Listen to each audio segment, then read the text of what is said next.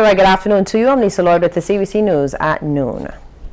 Well, the common entrance exam results are in. Education Minister Ronald Jones gave the results during a press conference this morning at the ministry's Constitution Road headquarters. This year's student overall is Zachary Gill from the St. Gabriel School. Gill scored 100 on the math paper and 98 on the English with an A in the composition. The top girl is Giovanna Dean from St. Angela's School, who scored 97 on both the math and English papers, also with an A in the composition. Meantime, Mr. Jones says overall the results this year were better than those last year. He also says a major achievement this year has been the combined effort of the ministry, teachers, parents and students to be able to significantly reduce the number of children who score less than 30 marks in the tests. In 2016, 289 or 8.2% of students scored less than 30%. And if you go back maybe 8-9 years, you will find that this is a marked decline over that period, moving from around 29 or so percent scoring 30% or less to today, 7-8 years after, down to 8.2%. That is a tremendous movement in that period. Mr. Jones says in mathematics, the overall mean or average score fell marginally by 2.17%. It moved from 50.42% in 2015 to 48.3% this year. He says 3 students, all boys, scored 100% on that paper, although there were concerns that it was difficult. What can also be reflected in the general profile of mathematics is the supplemental work that some children get beyond the classroom teaching. There is a very high both demand and supply of what in the modern literature is called shadow education, where parents don't allow some children to get a break away from what we call lessons. Get in the book. And in the English paper, the mean or average improved by 0.17%. Those figures moved from 67.11% in 2015 to 67.92% in 2016. Well, St. Lucia will have a new government this after the United Workers' Party, the UWP, led by Alan Chastanet, won yesterday's general election. The UWP claimed 11 of the 17 constituency seats, with the St. Lucia Labour Party taking the remaining 6. Mr. Chastanet beat his rival in the Cowed South by more than 1,000 votes to become the next member of Parliament for that constituency. But the biggest win for the night was in Gros-Islet, where former Minister Leonard Spider Montoute crushed SLP's Emma Hippolyte by almost a margin of 2,000 votes. Former Prime Minister Stephenson King also won his Castries North seat by a massive margin. Newcomers Dominic Feedy and Bradley Felix also surprised the nation by winning their respective seats.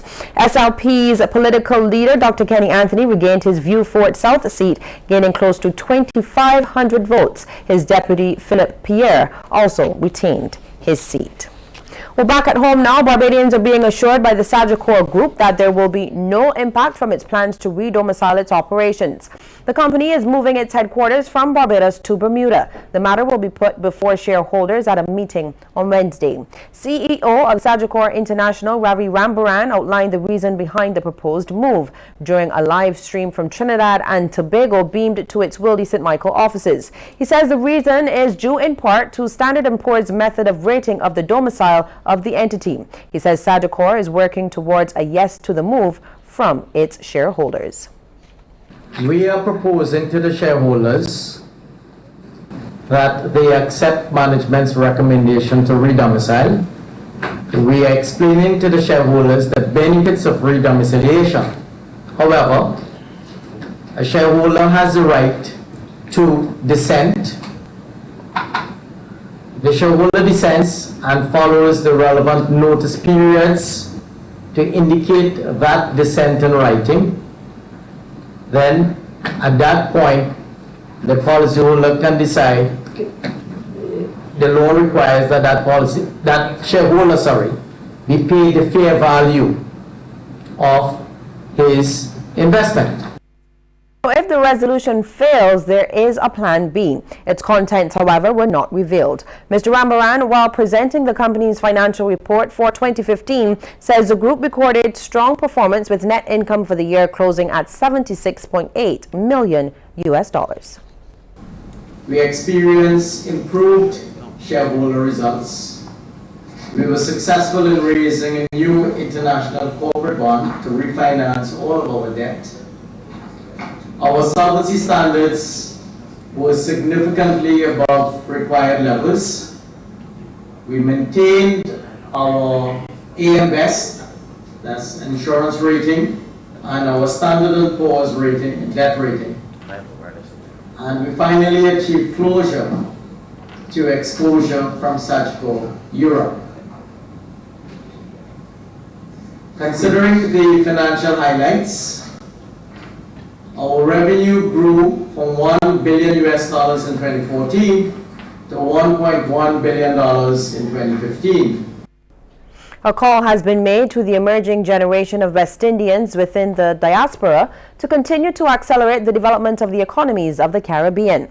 It came from Minister of Culture Stephen Lashley, and he made the comment at the 11th opening ceremony of the Georgia Caribbean American Heritage Coalition in commemoration of Caribbean American Heritage Month in Atlanta, Georgia.